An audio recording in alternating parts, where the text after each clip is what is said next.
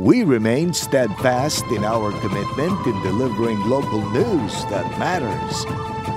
Stories that inspire. Enriching the lives of Filipinos in the Philippines and across the globe. This is your GMA Regional TV. Buong puso para sa Pilipino. Ini ang GMA Regional TV Early Edition. Hi there mga puso, good morning mga ngaga. You're watching GMA Regional TV Early Edition. Adlaw katasang Martes, August 29, 2023. Matugnaw nga aga kag halos wala untat nga ulan ang nagsugalaw sa aton nga nagresulta sa pagbaha sa pila ka mga lugar. Bangon-bangon mga puso, maghalong gidha kag mag-monitor sa anunsyo sa inyong mga LGU para makalikaw sa disgrasya. Ibalon to na ang mga nagapangunang nga balita sa Western Visayas. Ako si John Sala, live dire sa GMA Iloilo Station. Ako naman yung kapuso din Priatos Live na live hikan diri sa GMA Bacolod Station. Subong agad dala sa gihapon namon ng mga dalago nga mga balita kag impormasyon nga dapat ninyo mahibaluan bangod local news matter. Tutok na kaya rin ang pinakauli nga mga balita sa bilog ng Western Visayas.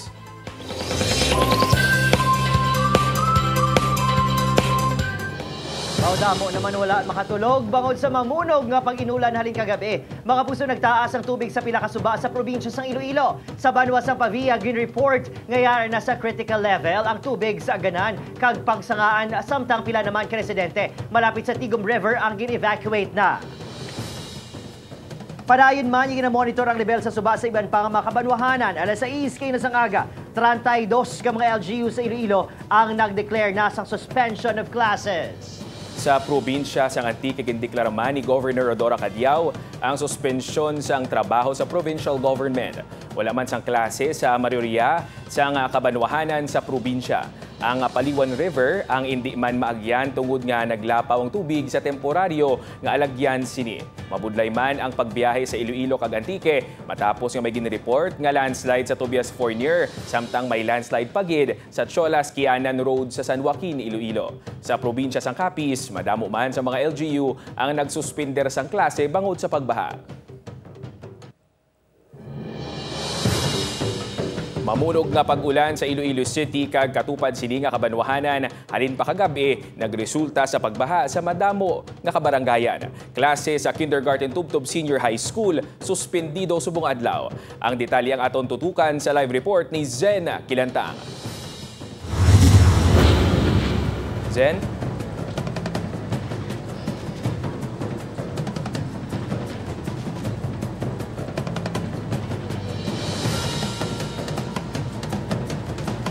Good morning, John. Hindi gid maayo ang aga bangod halin pa kahapon na kag kagabi wala untat ang pagbubo sang ulan. Resulta may pila ka mga lugar ang ginbaha sa Iloilo City.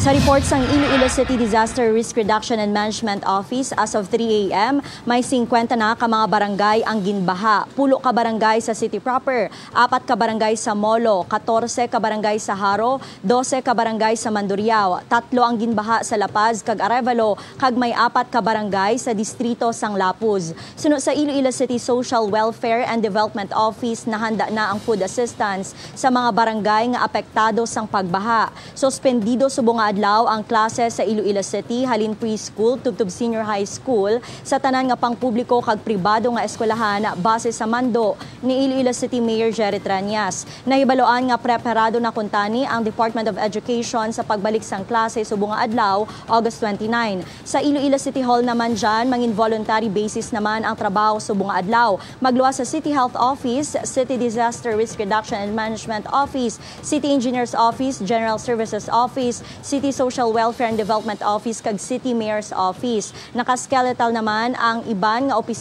opisina sang Iloilo City Hall. Samtang ginbaha man kag ginsuspende ang unang adlaw sang klase sa mga kabanwahanan sa probinsya. Bangod sang mamunog nga ulan, lakip na diri ang Banwa sang Laganes. Sa Barangay Lapayon, may mga ginpang-evacuate na nga mga individual. Malapit sa 10 ka pamilya ang temporaryo nga nagtener sa Barangay Hall matapos magsulod ang tubig sa ila mga panimalay kagabi. Suno sa mga residente naglabot sa tagahawak ang baha kagabi kag subong nga aga amat-amat naman nga nag-subside ang tubig. Padayon man ang monitoring sa mga suba sa mga MDRRMOs. Diyan ginapanuginan sang Regional Disaster Risk Reduction and Management Council 6 ang mga residente nga mag-aligmat ilabi na ang mga nagaistar sa flood-prone kag landslide-prone areas. So far dyan, amoyad to ang pinakaulihing nga sitwasyon halin diri sa syudad kag probinsya sang Iloilo. Balik sa Imadra. Madamo nga salamat, Zen Kilantang. Ang ulan nga nagtupa sa madamo nga bahin sa Western Visayas ang tuga ni Bagyo Guring kag sang hangin habagat suno sa Pag-asa. Magluwas ini may isa pagid ka bagyo nga ginapaabot man nga magsulod sa Philippine Area of Responsibility subong nga semana kag pagatawgon sa local name nga Bagyo Hana. Gani ang Pag-asa nag-abiso sa publiko nga posible magdugay pa sang isa ka semana ang maulanon nga panahon. Halin sang nagtupa ang ulan Domingo sang gabi, gilayon man nga ginaalerto sang RDRRMC 6 ang mga local DRRM. Ang Philippine Coast Guard ang nagpaandam naman sa pagpalawod bangod sa mabaskog nga mga balod kag hangin. Well, probably sa subong panyempo nato no this whole week possible maka-experience pa kita sa magalumo mo ng panyempo naton kag may mga scattered or mga isolated kita nga mga pugulan-ulan dala sining enhancements ang habagat. So sa subong nga Lunes no Martes and Miyerkules possible maka-experience kita sa mga occasional rains, but by Thursday, Friday possible mga scattered rain shower ang aton na experience.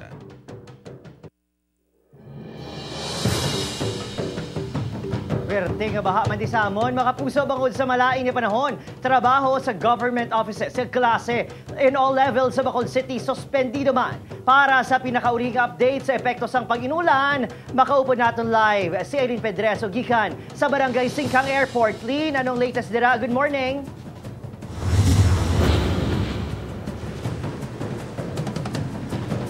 Adrian, suspendido ang klase sa tanan nga level sa Bacolod City bangod sa malaing nga tiyempo umalinpas ang Sabado.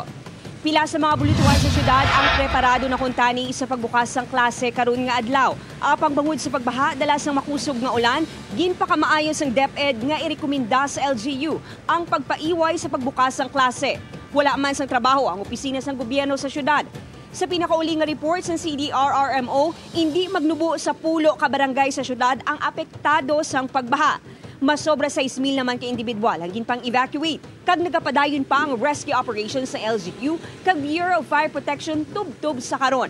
Adrian, may pila sa gihapon ka barangay sa syudad ang padayon nga naeksperyensyahan ang pagtaas sang tubig kaangay na lang diri sa Barangay Singkang Airport. Gani mga kapuso, abiso sang CDRRMO nga mag-evacuate na kag magpakig-angot sa inyo nga barangay sa tion sang emerhensya kag kun padayon nga maeksperiensyahan ang pagbaha kag makusog nga ulan sa inyo nga lugar.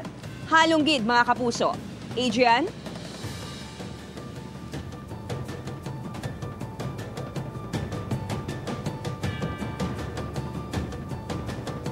Halong man sa lepto, madamo nga salamat, Eileen Pedreso.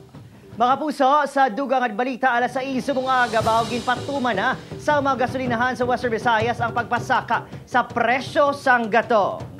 Base sa data nagikan sa mga oil company, 70 sentimos ang saka sa kada litro sang diesel. 30 sentimos ang ginsaka sa kada litro sang gasolina. Sang uko ng kerosene naman, bao nagsaka man sang 80 sentimos.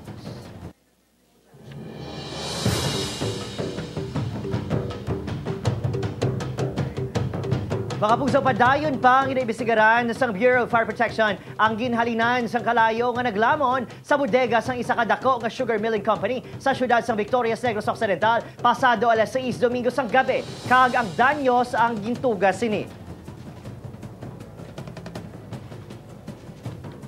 Sa inisyal nga pagpangusisa ang investigasyon sa Victoria City Fire Station, totally damaged ang bilog nga labor hall, pati ang clinic sa sulod sini. Kag ang kaiping nga warehouse. 5 oras, antes nagdeklara sa fire out ang katapos ang BFP. Base sa official statement ng pagwas ng kompanya, wala sang tao nga nahalida na pisar may nagatiner o kung nag-isar sa lugar, kag may mga pamalay sa mga compound. Nagpadulong si SRA o kung Sugar Regulatory Administrator Pablo Luis Azcona sa lugar. Nagalaom ini nga wala sang dako nga epekto sa pag-umpisa sa milling season ang natabo nga sunog. Ang ang involved, ma'am, nga structure, ang ilang raw sugar warehouse sa clinic. Nagkanda kami ito investigation. Ang bilog na building, tawag na labor hall. Bali ang clinic, ara na ito sa sulod. Door hall sa ma'am, mapali damage mo na siya.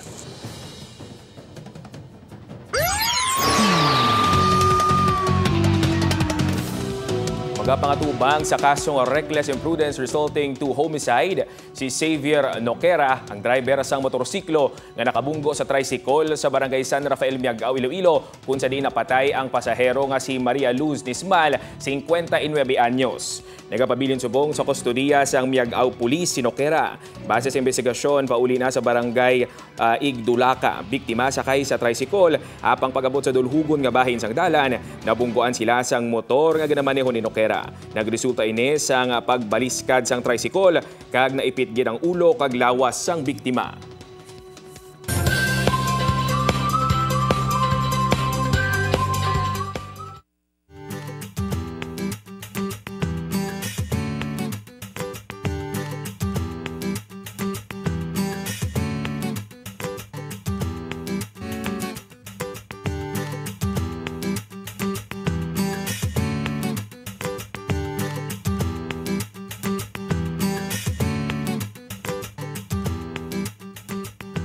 Ini ang GMA Regional TV Early Edition.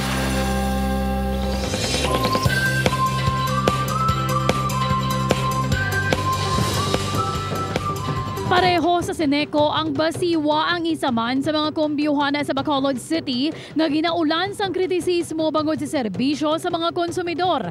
Gani isa sa mga ginadusubong amo ang pagpasulod sang dugang nga water distributor. Sa tunga sini nga isyu ginatinghuaan man kuno sang tagdumalahan na asang basiwa nga mapasanyog ang ila serbisyo. Ini ang atong tutukan subong nga aga sang Spotlight.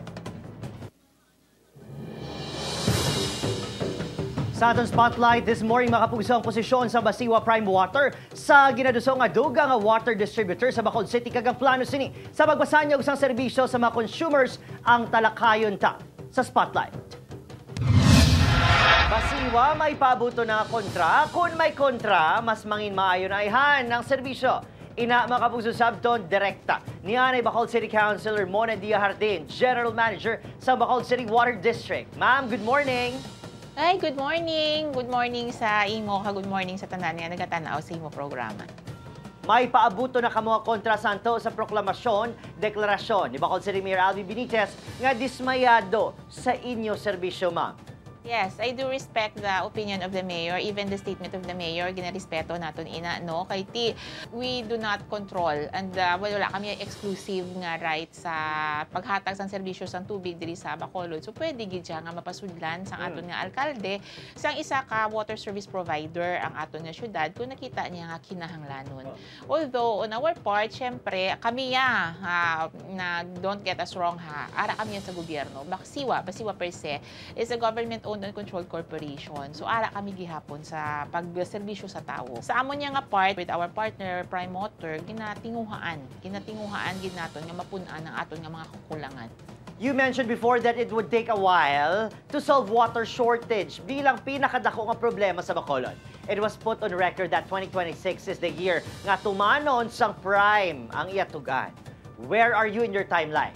Yes, sa timeline naton, the maximum na nagani sa 2026 yan. We're looking for 2025 nga matapos naton initanan nga mapatigayo naton ng aton nga mga buluhaton, especially on improving our services. So, okay, good. 2026, 2025, the most na 2026.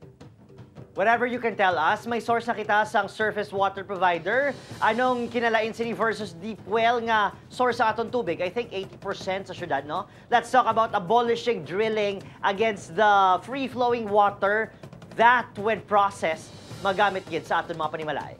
Yes, we are already finalizing the memorandum of agreement with our surface water provider. Kinalain sang surface water from the deep well. for the information of our consumers, ang ginagamit natin sa subong is 80% naka-deep well kita eh. So kung magsiling kita deep well, that's ginadig siya sa ground, no? Because Bacolod is very rich in iron and manganese, amo na siya nga kung pagwaya sina, pagkadto sa aton nga mga tubo, tina, no? Amo na ginasiling naton nga turbid ang aton nga tubig. And ginpauntat na naton gani, no, sang pagsulod sang aton nga joint venture partner, kay nakita naton nga daw medyo hindi gid man siya ng hazardo siya sa environment, kay gadig na siya ya. Ang surface water is free flowing water na siya coming from rivers. Okay. Nga dira kita ya makuha, no, parehas ang aton nga Bacolod Bulk Water Supplier, si BBWI. Na kung sa diin may surface water ang ginakuhaan naton sang source, tapos mo-build kita sa facility, dira naton ginalimpyuhan, ginatinlo ang tubig until such time mapagwa niya na tinlo na siya, no, nga tubig ni ready for consumption na. So ina iya very very safe siya. So bali with this project, mapaiway tanan ni ang mga komento nga ice tea, kape, tinaon ang tubig sa Bacolod. Kung may surface water kita, ma-follow na ni siya ang turbidity problem naton. Kaya hindi na niya mag-turbid. Hindi na siya mangintinaon. Tungod nga ang iya nga source is surface water na. Eventually we will solve that. In terms naman of sustainability, hindi ni bala ma-deplete ang source naton. Kung sa mga katigulangan pa gani, ma'am, pugaon, tubtob, wala na may mapuga pa. Doon mo na. Kung tanawon natin subong, ang kulang sang aton nga pag-supply sang tubig is only 10 to 15 million liters a day. And here comes our bulk water supplier who will provide us with 30 or 40 million liters a day. So meaning, even sa next 2 years na development ni Bacolod, we can still provide. Ang pag-build sang facility will take a maximum of 2 years. That's a maximum 2 years already. And for how long? It will take siguro many years eh, as long as gina-replenish man lang nagyang aton nga river, and considering dako ang aton nga source, so definitely hindi gina siya ma-deplete, no? So we have hope. And not only that, we are developing surface water in the south, and we are also developing surface water in the north. So meaning hindi lang na siya ang aton nga source. So may ara man kita, nag-commit man kita sa province for their bulk water supply project, and eventually amo na nasiling ko, it will just take some time, pero we are getting there. Kay the most important thing there is we are working on it. Ginagiho naton. Ma'am, good morning. Next time naman. Yes, thank you. Good morning.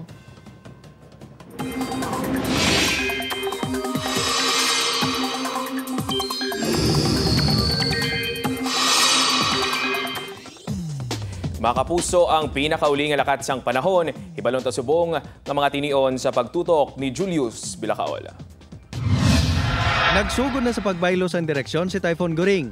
Nakitaan sa pag-asa ang mata sang bagyo 220 kilometers na sidlangan sang Apari, Cagayan. Dala sini ang hangin nga nagabaskog sang 155 kilometers per hour. Nabatak ang tropical cyclone wind signal number 3 sa northeast portion sa Babuyan Island sundo sa pag-asa.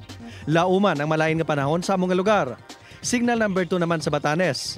Nabilin nga bahin sa Babuyan Islands kag sa mga banwa sa Santa Ana kag Gonzaga sa Cagayan. Samtang signal number 1 sa northeast kag eastern portion sang mainland Cagayan, eastern portion sang Isabela, northern portion sang Apayao kag northern portion sang Ilocos Norte. Maghanda sa mabaskog nga ulan nga may pagmadlo sang hangin sa masunod nga inoras. Base sa forecast track sang Pag-asa, may posibilidad man nga liwatin ni magbaskog sa isa ka super typhoon antes magwa sa Philippine Area of Responsibility buwas sa gabi o kon sa Huwebes ang aga. Padayon naman nga nagabaskog ang isa pagid ka bagyo sa Pacific Ocean. Isa na ini ka tropical storm kag may international name nga Haikui. Nakita nini 1,885 kilometers na sidlangan sang Northern Luzon. Base sa wind forecast sa Metro Weather, magasulod buwas sa Philippine Area of Responsibility ang mga bagyo nga tawgon sa local name nga Hana. Bisan Northern Luzon ang labing apektado sa bagyo, maghanda sa gihapon sa iban pangabahin sang pungsod sa pagulan nga dala sang hangin habagat sa Central kag Southern Luzon, Visayas kag Mindanao. Mangin mabalod kag delikado sa magagmay nga sakayan pang dagat ang magpalawod sa northern coast sang Ilocos Norte, mga dagat nga sakop sang Cagayan Valley Region, Central Luzon, Quezon Province kag Bicol Region. Mabalod man sa kadagatan sakop sa Metro Manila, Batangas, Mimaropa Region, Visayas, Camigen, Dinagat kag western coast sang Surigao del Norte. Subong nga aga, lauman ang pagulan sa Northern Luzon, Mimaropa Region, kag sa pila ka bahin sa Central Luzon, Bicol, Visayas, Zamboanga Peninsula, kag Sulu Islands base sa Metro Weather. Posible ang heavy to intense rain sa pila ka lugar, gani dapat mangin alerto sa pagbaha o kon sa landslide. Karon sa hapon, magaulan man sa pila pagid ka bahin sa pungsod. Julius Bilacaol para sa GMA Regional TV, Early Edition.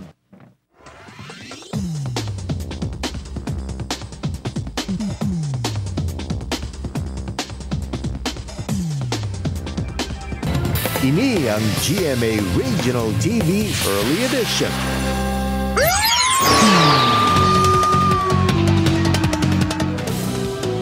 Tatlo ka persona ginapahayag nagapakilala nga katapos ang Bureau of Fire Protection kag nagabaligya sang fire extinguisher sa mga gasolinahan arestado sa Aklan. Si Zen Kilantang nakatutok.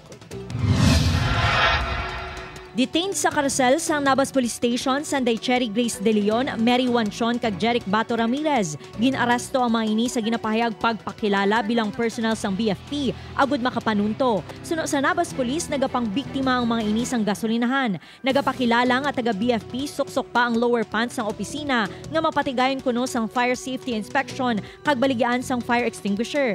14,500 pesos ang ginapahayag na taban sa mga suspect sa isa ka gasolinahan sa Nabas. So yung modus nila is they are selling daw ng mga fire extinguisher kung saan kumukuha muna sila ng deposit or amount from the station, gasoline stations, then promising na after lunch or after few hours pa nila i-deliver. Na-intercept ang salakyan sang tatlo sa bahin sang Altavas. Apang ginpangniwala sa mga suspect ang reklamo batok sa ila. Suno kay De Leon, lihitimo nga nagabaligya lang sila sang fire extinguisher kag wala kuno sila nagapakilala nga BFP personnel. Hindi po, meron po akong katibayan na hindi po ako nagpanggap. Meron po akong ID picture ng person. Sa impormasyon sang kapulisan, target sang grupo ang mga negosyo sa mga kabanwahanan sang Aklan, lakip na ang isla sang Boracay. Ang mga suspect ang nagapangatubang sang kaso nga estafa kag usurpation of authority. Zen Kilantang para sa GMA Regional TV Early Edition. Kapuso, halong positibo sa red tide toxin ang baybayon sa pila ka bahin o lugar sa probinsya sang Capiz, Iloilo, pati man sa May Aklan. Santo sa gipagwang advisory sa Bureau of Fisheries and Aquatic Resources ang mga shellfish samples nga nakolekta sa coastal waters ng Panay. Pilar, President Rojas Ivizan, sa Pian kag Rojas City sa Capiz, Gigantes Island sa Carles, Iloilo kag Altvas, Bataan kag New Washington sa Aklan ang may saxitoxin nga naglapaw sa regulatory limit city kag indihiluway nga kaunon. Ang mataas nga level sang saxitoxin ang mahimo nga magtugas sang paralytic shellfish poisoning. Kadungan sini nagpagwa man ang BFAR sang Shellfish Bulletin No. 20 sa diin. Ginadumilian ang pagkuha, pagbaligya, pagbakal kag pagkonsumo sang mapanginhason gikan sa coastal areas and waters sang Rojas City. President Rojas, Panay, Pilar, Batan Bay, sa Aklan, sa Pian Bay sa Capiz, kag Aklan kag patiman sa Gigantes Island sa Carles. Iloilo bangod sa pagpositibo sini sa red tide toxin. Mga turista sa Boracay nag-enjoy sa bakasyon sa piyaksang malain nga panahon. Para siling activity temporaryong ginsuspinder bangod sa mabaskog nga hangin. Ining gitutukan ni Zen Kilantang. Gindagsa sa gihapon sa mga bakasyonista ang isla sang Boracay apisar sang malain nga tiyempo. Sunod sa ila, bisan pa nga wala nagaugyon ang tiyempo, sulit sa gihapon ang bakasyon bangod sa manami nga vibe sang isla. Pumunta kasi kami dito to celebrate our parents' anniversary and we had a good time together naman and the ambience is good. And also we ate good food, so overall we had a good experience. Enjoy talaga. Very nice yung mga yung water. Very nature talaga. Yeah, because the weather doesn't affect the scenery. The scenery still is just as beautiful even with clouds. Apang ang malaing nga tiyempo ang nakaapekto naman sa pila ka mga local artist. Kaangay kay Randy nga madasig nga maguba ang sandcastle nga iya ginahimo. Mahina yung mga income namin dito. Kaya ngayon dag-ulan ulit. Walang bisita ngayon. Subong man ang mga nagapang henna tattoo kag nagapang hair braid. Mas malakas yung alon, walang nakakalabas, malakas ang hangin, malakas ang ulan, yun, apektado ng konti. Kasi kung ganito maulan, nagtatago yung mga bisita. nasa hotel lang sila. Magluwas sa peace and order, ginatutukan man sang Malay Police ang posible pagsulod sa mga kontrabando sa Boracay, kaangay sang droga. Ang ating mga intel operatives may continuous yung monitoring and validation. And yung ating mga stakeholders kasama natin sa pag-monitor. Zen Kilantang para sa GMA Regional TV Early Edition.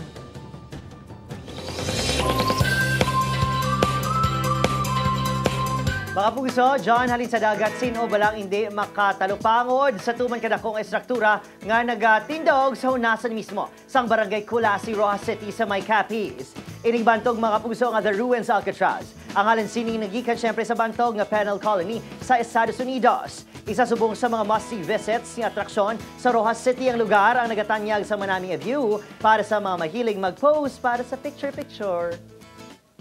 Ang Alcatraz Ruins base sa istorya sa mga tumandok sa lugar ang gitpaobra para kuntani himuon nga isa ka resort. Apang bangod sa pila ka mga problema, ini ang wala natigayon kaginabandona na lang. Nagikan sa ibabaw sang ruins ang manami nga views ang kadagatan sang hunasan sang Rojas City. Para mga puso, nabalaan mo na.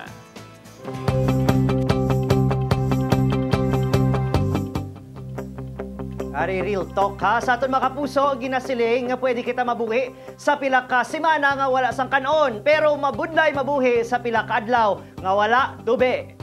Insakto ina Adrian, sinugani sa Italian na painter nga si Leonardo da Vinci, water is the driving force of all nature. Amo sini ka importante sang tubig. Gani sa aton mga water distributor, ipasiguro tagid nga magluwas nga bastante ang tubig nga aton ginasupply, ang kalidad sini ang nagakaigo man para sa pagkonsumo sang tawo. Maraming salamat sa pagtutok diri sa amon sa GMA Regional TV Early Edition of the Night Kitahalin Lunes ug Biyernes. May mo ninyong malantaw ang aton nga episodes at www.gmaregionaltv.com kag mag-subscribe sa aton official YouTube channel, GMA Regional TV. Ako si John Sala. Kako naman si Eden Prietos, bugos sa puwersa para sa mas dakong misyon kag mas masangkad nga pagserbisyo sa pungsod.